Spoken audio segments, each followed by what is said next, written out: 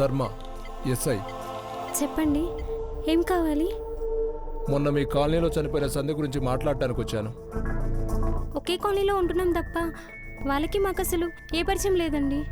Okay, పోనీ ఈ కాలనీలో విచిత్రమైన సంఘటనలు జరుగుతున్నాయంట, నిజమేనా? దేని గురించి మాట్లాడుతున్నారు మీరు?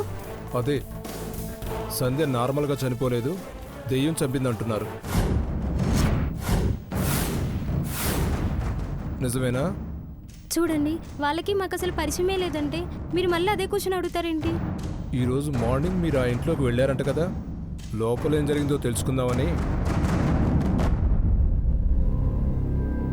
మాకు ఈ కేసుకి అసలు ఏ సంబంధం లేదండి.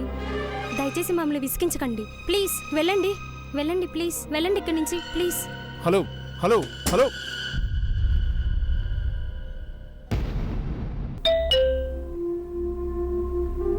చెప్తుంటే అర్థం కావట్లేదు వీటికి. ఇలా కాదు.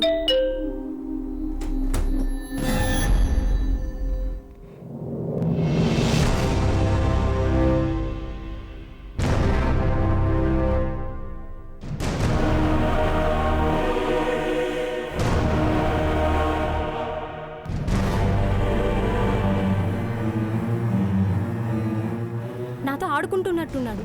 ఈసారి చచ్చిన తలుపు తీయండి. అమ్మో,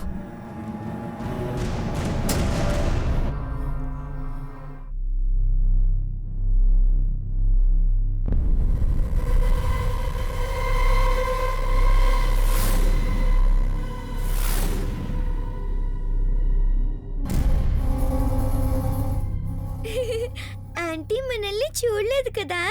సరే మరి గేమ్ స్టార్ట్ చేద్దామా? గేమా? ఏంటో చెప్పు. నువ్వు బాత్రూంలోకి వెళ్ళి బకెట్లో వాటర్ పట్టి రెడ్గా చేసి కింద పారబోయి. ఆంటీ బ్లడ్ అనుకొని భయపడుతుంది. మరి నువ్వు? నేను వంటింట్లోకి వెళ్ళి ఆంటీని భయపెట్టడానికి ట్రై చేస్తాను. ఓ,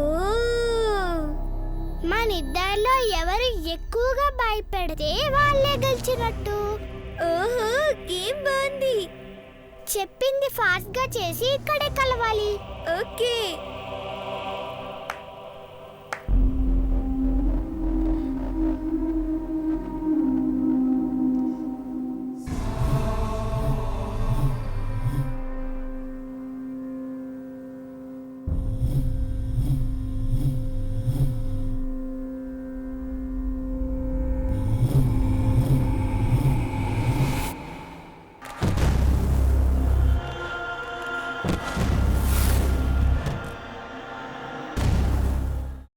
అమ్మా, అలాంటి వాళ్ళది నిజమైన ప్రేమ కాదు, అది వ్యామోహం.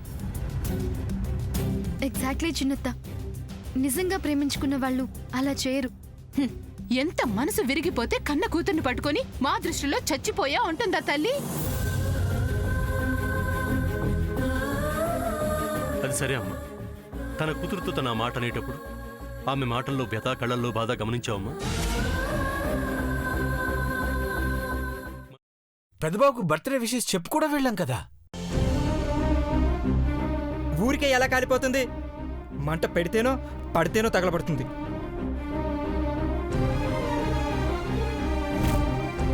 కరెక్ట్ చిన్నబాబు, నీకొచ్చినట్టే నాకు డౌట్ వచ్చింది.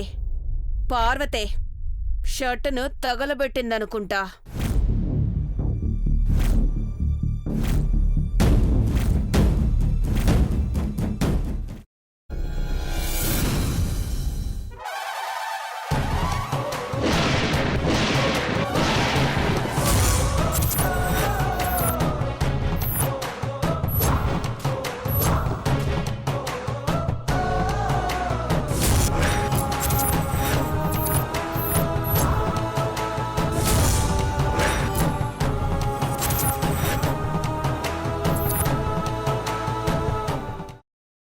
తర్వాత పొట్టు తీసేసి చాప్ చేసి పక్కన పెట్టుకోవాలి. ఒక ప్యాన్లో కొద్దిగా నూనె వేడి చేసి అందులో ఆవాలు, మినప్పప్పు, శనగపప్పు, కరివేపాకు, సన్నగా తరిగి పెట్టుకున్న ఉల్లిపాయలు వేసుకుని 1 నిమిషం పాటు వేయించుకోవాలి. ఆ తర్వాత కాల్చి కట్ చేసి పెట్టుకున్న వంకాయని కూడా అందులో వేసుకుని బాగా మిక్స్ చేసి బౌల్లోకి ట్రాన్స్ఫర్ చేసుకుని అందులో తగినంత చిక్కటి పెరుగు లేదా పల్చటి పెరుగు వేసుకుని మిక్స్ చేసి అన్నంతో కానివ్వండి, చపాతీతో కానివ్వండి సర్వ్ చేసినా చాలా బాగుంటుంది.